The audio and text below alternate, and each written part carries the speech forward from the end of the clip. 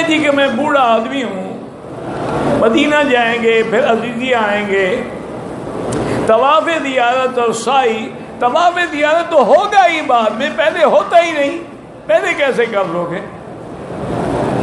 اس کا تو وقت ہی 10 تاریخ کے بعد ہے، پہلے نہیں کر سکتے۔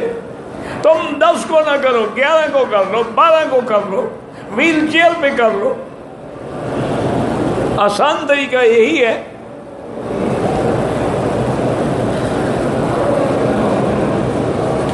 کہتے ہیں کہ درس ختم ہونے کے بعد لوگ ایک دوسرے سے مسائل پوچھتے ہیں، تو جس کو مسئلہ آتا ہو وہ دوسرے کو بتائے، جو نہ جانتا ہو وہ غلط نہ بتا دے کہ اس کا حج برباد ہو جائے۔ اور ہر پڑھا لکھا آدمی چھوٹی سی حج کی کتاب لے لے، اپنے اپنے مسلک پہ لے لیں، حنفی ہیں حنفی مسلک پہ، شافعی ہیں، مالکی ہیں، حنبلی ہیں، اس کو پڑھیں اور بار بار پڑھیں۔ جو مسئلہ سمجھ نہ آئے نشان لگا دیں اور کسی عالم سے پوچھ لیں، تو انشاءاللہ آپ کا حج خراب نہیں ہوگا۔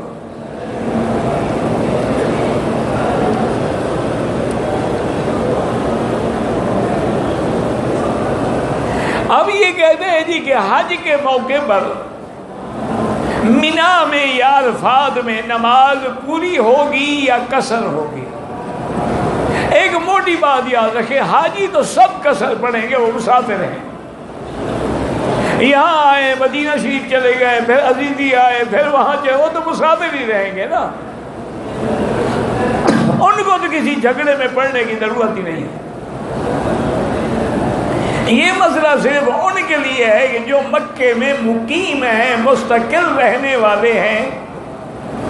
اب حنفی مسلک میں ان کے لیے پوری نماز ہے، چاہے مینا ہو، عرفات ہو، مزدلفہ ہو۔ وہ یہ فرماتے ہیں کہ نماز الگ فرض ہے، حج الگ فرض ہے۔ باقی ائمہ فرماتے ہیں کہ چونکہ حضور پاک نے مینا میں بھی 2 پڑھی، عرفات میں بھی 2 پڑھی، مزدلفہ میں بھی 2 پڑھی ہیں، تو لہذا ہر کسی کو قصر پڑھنی چاہیے جو بھی حاجی ہے۔ امام حنیفہ فرماتے ہیں کہ حضور تو مدینے سے آئے تھے، آپ تو مسافر تھے، 4 دن حجہ کو پہنچے اور 8 دن حجہ کو آپ مینا تشریف لے گئے۔ بہرحال جھگڑے میں نہ پڑھو، نماز پڑھنا چاہے قصر پڑھو یا چاہے پوری پڑھو۔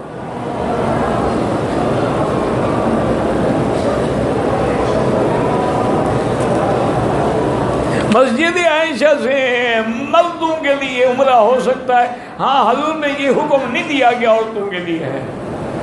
جب ایک حکم عام ہے تو عورت ہو یا مرد ہو۔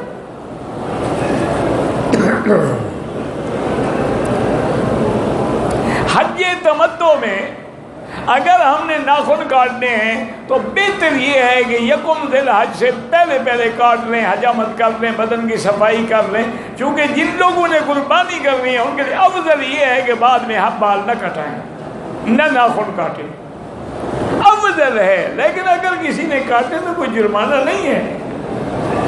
اصل بات یہ ہے، پتہ یہ حکم کیوں ہے؟ اس لیے ہے کہ جو حاجی حج میں نہیں آ سکا، قربانی تو کرنی ہے، قربانی تک بال بھی نہ کٹائے، ناخن میں کم سے کم حاجیوں کی شکل تو بنا لیں جو یہاں آئے ہوئے۔ اب ایک آدمی آ کے عمرے کا احرام باندھ کے آیا ہے، عمرہ کر کے سر مڈانا ہے، اسے چاہے یکم ہو، 2 ہو، 3 ہو، اس کے لیے کیا پابندی ہے؟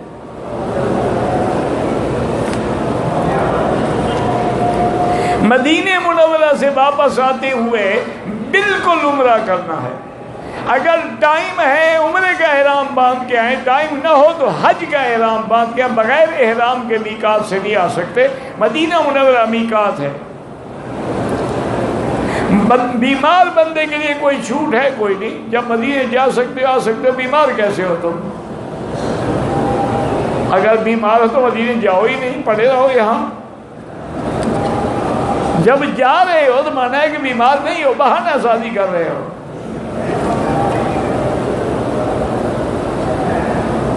حج تمتع میں یا مثلاً انفراد میں حج کی صفا مروہ پہلے کر سکتے میرا بھائی، کر سکتے ہو، لیکن کیوں مشکل میں پڑتے ہو؟ اس کے لیے آپ کو احرام باندھنا ہوگا، نفلی طواف کرنا ہوگا، پھر صفا دوڑیں گے، پھر اسی احرام میں رہیں گے۔ اس سے بہتر ہے واپس آ کے کرو، کیوں بلا وجہ تکلیف کرتے ہو؟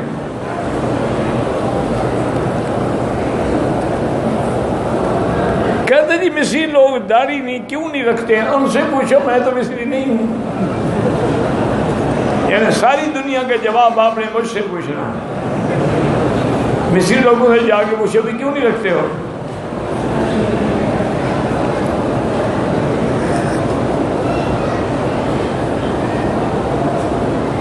کہتے ہیں جی شیعہ کو کفن دیتے ہیں یا نہیں؟ اللہ کو پتہ، شیعہ سے پوچھو، مجھے کیا پتہ ہے؟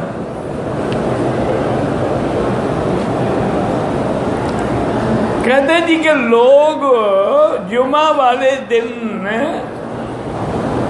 جمع حج اکبر ہوتا ہے، نہیں، ہر حج حج ہے۔ حج اکبر تو صرف 10 تاریخ کا نام ہے جو قرآن میں یوم الحج الاکبر۔ یہ تو لوگوں نے بنا رکھا ہے نا کہ جمعہ کے دن حج ہو تو بڑا حج ہے اور خمیس ہو تو چھوٹا حج ہے۔ کیا ہے؟ بس رواج ہے لوگوں کا، کیا کرے آدمی۔ اصل مسئلہ یہ ہے کہ جمعہ کے دن حج ہو تو سبحان اللہ ثواب بڑھ جائے گا کہ جمعہ بھی عید، حج بھی عید، اور حضور پاک کا حج مبارک بھی جمعہ کے دن تھا۔ اس لیے لوگوں کو یہ توقع رکھ، یہ نہیں کہ وہ حج اکبر ہے باقی سارے اصغر ہیں۔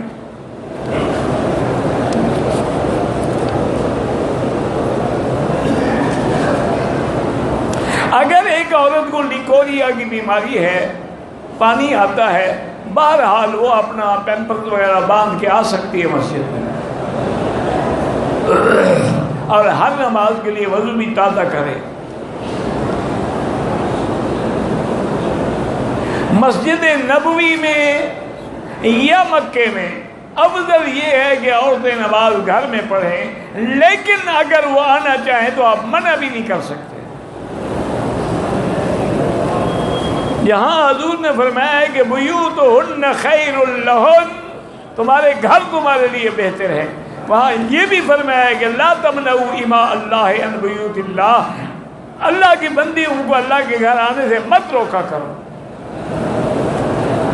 یعنی خدا کے بندے، مجھے تو سمجھ نہیں آتی، ساری زندگی تو پہلے ہماری عورتیں گھر میں نماز پڑھتی ہی نہیں۔ اگر کوئی اللہ کی بندی پڑھتی ہوگی گھر میں ہی پڑھتی ہوگی، مسجد میں تو جاتی ہی نہیں۔ یہ 8-10 دن اسے مکے مدینے میں نصیب ہوا، اب تمہیں مسئلے پوچھنے کی ضرورت پڑ گئی۔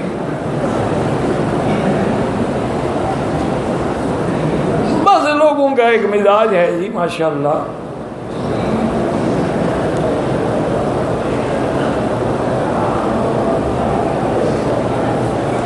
لوگ سو رہے ہوتے ہیں، اذان ہوتی ہے، نماز، بہرحال اگر نیند نہ آئے تو سونے سے تو کچھ نہیں ہوتا، اگر نیند آئے تو وضو ٹوٹ جاتا ہے۔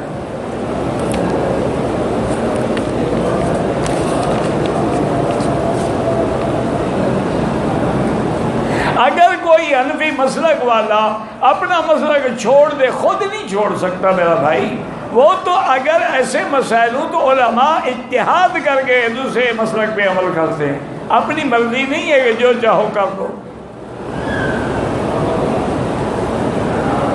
یہاں پر جتنے بھی ائمہ ہیں، علماء ہیں، ماشاءاللہ فقہاء ہیں، یونیورسٹیاں، سب فقہ حنبلی ہے۔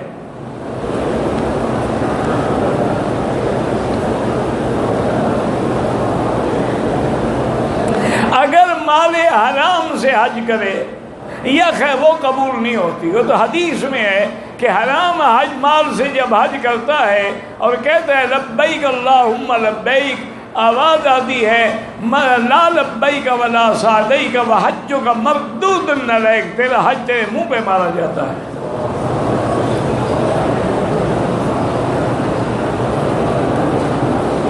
زمزم بوتلوں میں بھر کے لے جاتے ہیں، لے جاؤ، کوئی بات نہیں۔ یہ سارے حج کے فرائض وغیرہ سب انشاءاللہ اللہ کو منظور ہے، آپ آتے رہے، سب ہو جائے گا، فکر نہ کرو۔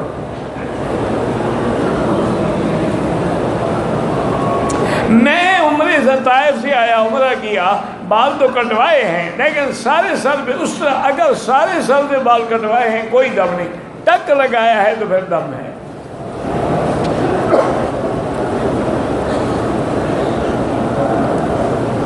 عورت کے کام کرنے سے نہ کرے سے کیا نقصان، مجھے نہیں پتا کیا لکھا ہے آپ نے.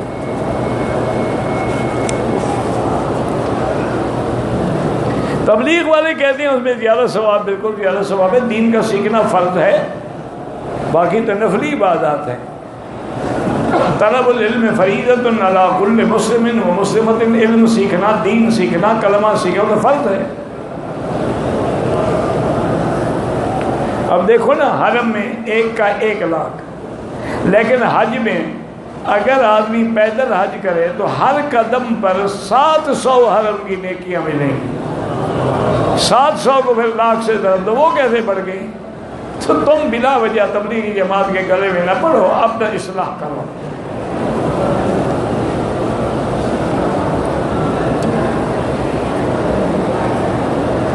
میں نے حج افراد کرنا ہے، میں طائف کا رہنے والا ہوں، لیکن اب مینا میں تو مینا سے ہی احرام باندھ سکتے ہیں.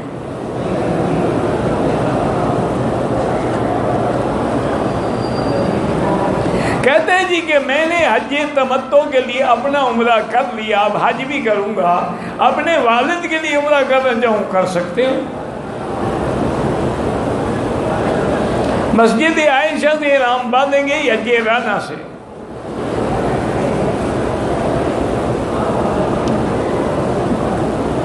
حج قران کا معنی یہ ہوتا ہے کہ جب آدمی میقات پہ آئے تو وہی نیت کے وقت یہ کہے لبیک بحجۃ و عمرۃ، یا اللہ حج اور عمرہ دونوں کا احرام میں ملا کے باندھ رہا ہوں. تو اب وہ احرام میں ہی رہے گا.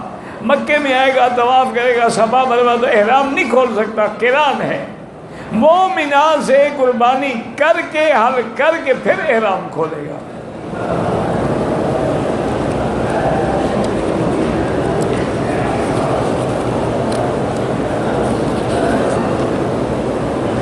نفل عمرہ کیا ہے، ذہن کے اندر الجھن ہے کہ میں نے طواف کے 7 چکر کیے ہیں، یہ 6 اللہ قبول کرے، چکر میں نہ پڑو. یہ کل بھی آپ نے پوچھا تھا، روز اسی چکر میں وہم کے مریض ہو، باقی طواف ٹھیک ہے انشاءاللہ. کہتے ہیں کہ انفرادی نماز ہو یا تلاوت قرآن ہو، لوگ صرف ہونٹ ہلاتے رہتے، نہیں، بالکل لفظ ادا ہونے چاہیے، کم از کم خود کو سنائی دے. پڑھو گے نہیں ثواب کیا ہوگا؟ ہونٹ ہلانے کے نام تو ثواب نہیں ہے.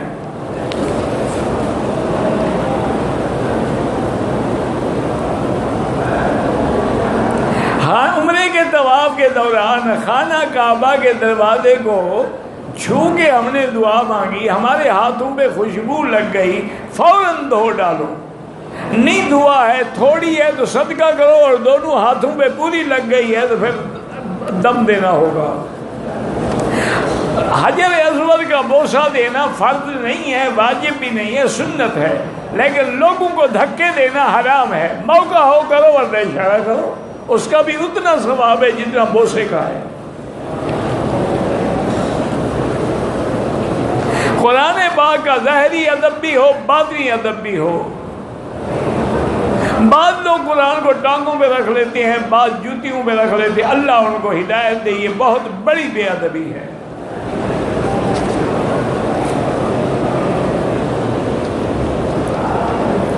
مسجد الفتح یہاں تو کوئی نہیں ہے، مسجد الفتح مدینہ پاک میں ہے.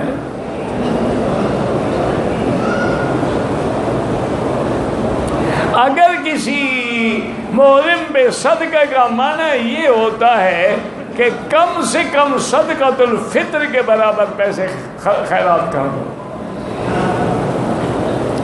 قیمت پوچھ لیں بازار میں کہ 2 کلو کی کیا قیمت ہے.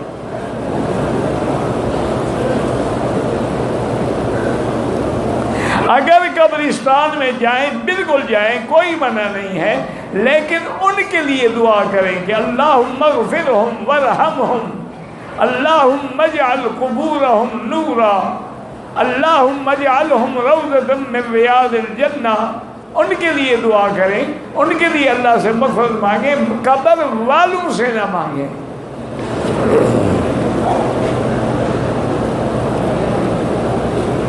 انشورنس کمپنی میں کام کرتا ہوں، بہرحال دوسری جگہ کوشش کرو، جب نوکری مل جائے تو چھوڑ دو. ویسے تنخواہ تمہاری حلال ہے، چاہے بینک میں کرو یا انشورنس میں کرو. مسجد عرفات میں مسافر ہے، جماعت ہو، کچھ قصر پڑے گا؟ حضور پاک نے عرفات میں دونوں نمازیں جمع کی ہیں، ظہر بھی عصر بھی، اور دو دو رکعت پڑھی ہے۔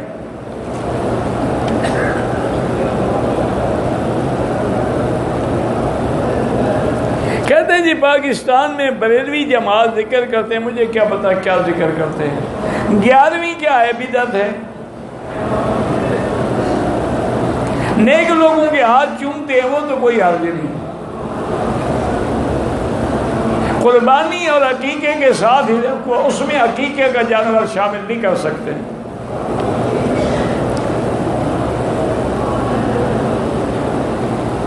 اگر کوئی آدمی دم کروائے بزرگ سے جائز ہے، حضور دم فرماتے تھے۔ امام جب دونوں طرف سلام پھیر رہے پھر آپ سلام پھیریں، جلدی نہ کیا کریں کہ ابھی امام السلام علیکم، آپ کی گردن پہلے پھر جاتی ہے، اب نماز ہی برباد ہو جائے گی۔ کسی کے واسطے کی ضرورت نہیں، اللہ کا حکم ہے ادعونی استجب لکم، مجھ سے براہ راست مانگو۔ وسیلے تو وہاں دیے جاتے ہیں جہاں سنتا کوئی نہ ہو، وہ تو حکم دے رہا ہے مجھے پکارو۔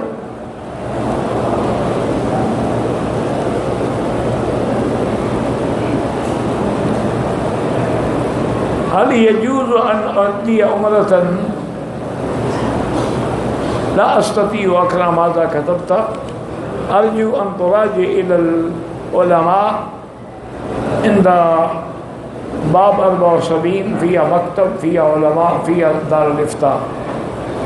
سر کے بالوں کو اگر مہندی لگائیں یا کلر لگائیں ٹھیک ہے، کوئی منع نہیں، کالا نہ لگائیں۔ قبلے کی طرف بھی ٹانگیں نہ کریں، بے ادبی ہے۔ واجب الطواف پڑھنی عصر کے بعد، افضل یہ ہے کہ مغرب کے بعد پڑھیں۔ عمرے میں طواف اور صفا کے دوران موزے پہننے جائز نہیں ہیں۔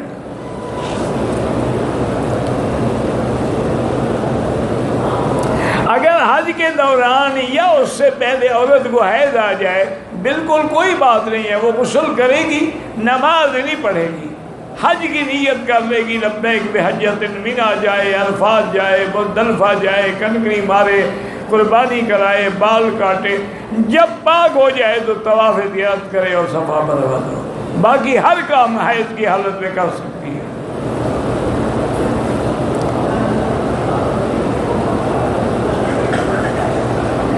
میں ویل چیئر پہ ہوں، میری رہائش جزیدیہ میں ہے، 5 نمازوں کے لیے آنا مشکل، وہاں قریبی کسی مسجد میں جا کے جماعت سے نماز پڑھیں، وہاں بہت مسجدیں ہیں۔ پرائز بانڈ جو ہے اس کے پیسوں کے بھی تسلی نہیں ہے مجھے کہ وہ حلال ہو۔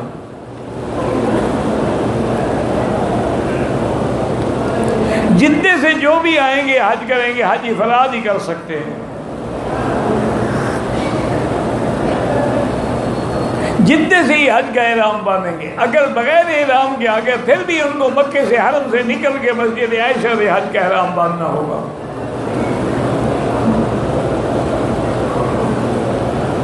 حرم کے بعد جو نیچے گٹر لائن جا رہی ہے اس کے اوپر نماز نہ پڑھیں، بہتر رہتا کہ بدبو بھی ہوگی، ہوا بھی ہوگی اور نیچے گندا پانی بہ رہا ہے۔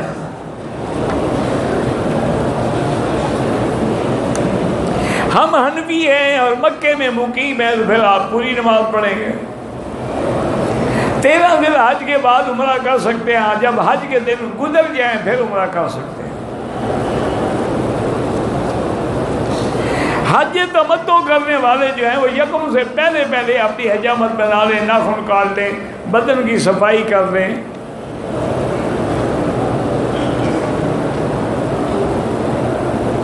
اگر قربانی کے لیے ہمارا گروپ لیڈر ہمارا وکیل بن جائے، لازمی بات ہے کہ اس کے پاس فرشتوں اور سامنے کھڑے ہو کے بکری ذبح کرائے اور ہر آدمی کا نام لے کے یہ اس کی ہے، یہ اس کی ہے، یہ اس کی ہے۔ ایسے تھوڑا ہے کہ بس ہو جائے جان چھوٹی، کیا پتہ کس کی ہو گئی۔ اگر کوئی آدمی حضور کے نام پہ قربانی کرے وہ بھی جائز ہے، وہ بھی نام لے گا کہ یہ قربانی میں حضور کے لیے ہدیہ کر رہا ہوں۔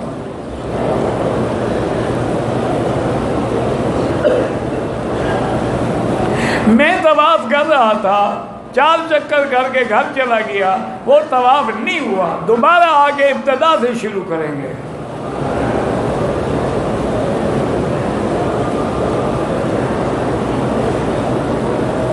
قرآن شریف کی تلاوت کے بغیر شعوری طور پہ پتہ نہیں کیا نہیں کی ہے، بہرحال اللہ عالم کیا لکھا ہے۔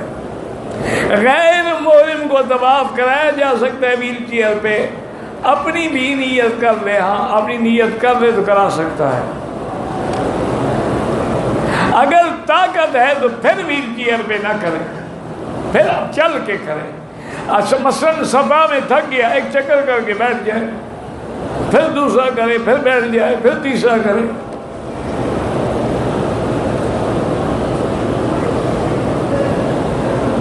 جب امام خطبہ دیتا ہے عرفات میں کوشش کریں گے مسجد میں جائیں، اگر مسجد میں نہیں جا سکتے ہیں تو پھر الحمدللہ ہر جگہ آواز پہنچ جائے گی، کیونکہ اگر آدمی سمجھدار نہ ہو تو واپسی پہ خیمہ ہی نہیں ملتا بیچارے کو۔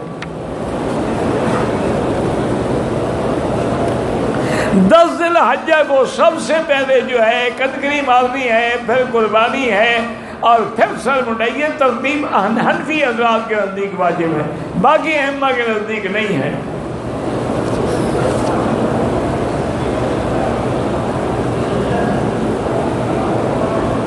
احرام نکلنے سے 5 منٹ پہلے اگر ناپاکی کی حالت میں ہو جائیں کوئی دم واجب نہیں۔ یہ آیت پڑھ کے دعا کیا کریں کہ اللہ ہمیں دوبارہ حج نصیب فرما۔ میں ملازم ہوں، بینک میں اکاؤنٹ غلطی سے بجائے کرنٹ کے سیونگ کھول لیا ہے، وہ پیسے لے لیں اور غریبوں کو دے دیں، اور نیت ثواب بھی نہ کریں، کیونکہ ثواب حلال پہ ملتا ہے، حرام پہ نہیں ملتا۔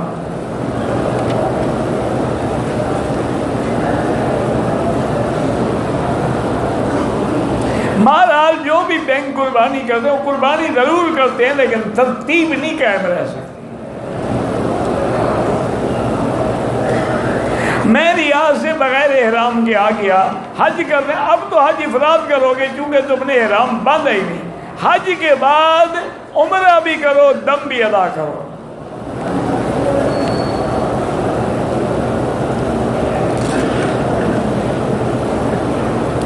اگر طواف کے دوران میں ایسے بندے پہ نظر پڑ جائے جس کا احرام ناف کے نیچے ہو، اس کو بھی کہو، اور پہلی نظر تو ویسے معاف ہے۔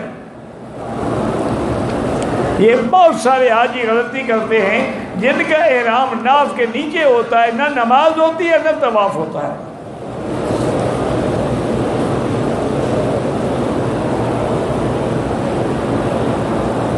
کہتے ہیں جی کہ طواف قدوم شروع کرتے ہوئے غلطی سے بھول کر بایاں کندھا ننگا ہو گیا، آدھے چکر کے بعد پھر میں نے ٹھیک کیا، کوئی حرج نہیں۔ حرم میں کوئی گم شدہ ٹیپ، جوتی ہے، ٹوپی ہے ملے، اگر انہوں نے پھینک دیا پھر استعمال کر سکتے ہو، بہتر یہ ہے کہ نہ کرو۔ میرے والد صاحب کے زمانے میں زیادہ ٹیپ ریکارڈر کا دور نہیں تھا، اللہ عالم ہو سکتا ہے کسی کے پاس ہوں، میرے پاس ان کے بیان نہیں ہے۔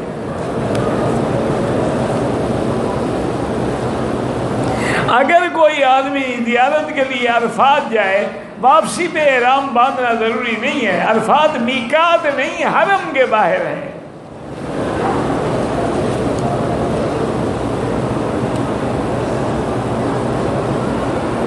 بہرحال حنفی مسلک میں اور شافعی مسلک میں مسجد عائشہ سے یا جیلانہ سے عمرہ کرنا جائز ہے۔ اگر کوئی 2 دوست عمرہ کر رہے ہیں، دونوں نے طواف کر لیا ہے، صفا مروہ دوڑ لی ہے، ایک دوسرے کے سر پہ اس طرح پھیر دیں، جائز ہے۔ مسجد الحرام میں جو لوگ ڈیوٹی کر رہے ہیں، کام کا، ان کو زکوٰۃ بھی دے سکتے ہیں، یہ مستحق ہیں۔ اور دوسری بات یہ اچھی ہے کہ یہ کسی سے سوال نہیں کرتے۔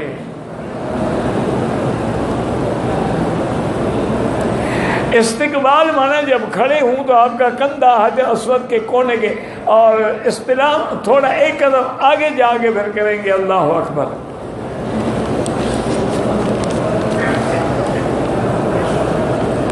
مکے سے عمرہ ادا کر کے مدینے چلے گئے، مدینہ سے واپس ہوئے تو میقات سے ہم نے احرام نہیں باندھا، اور نہ ہی ہم نے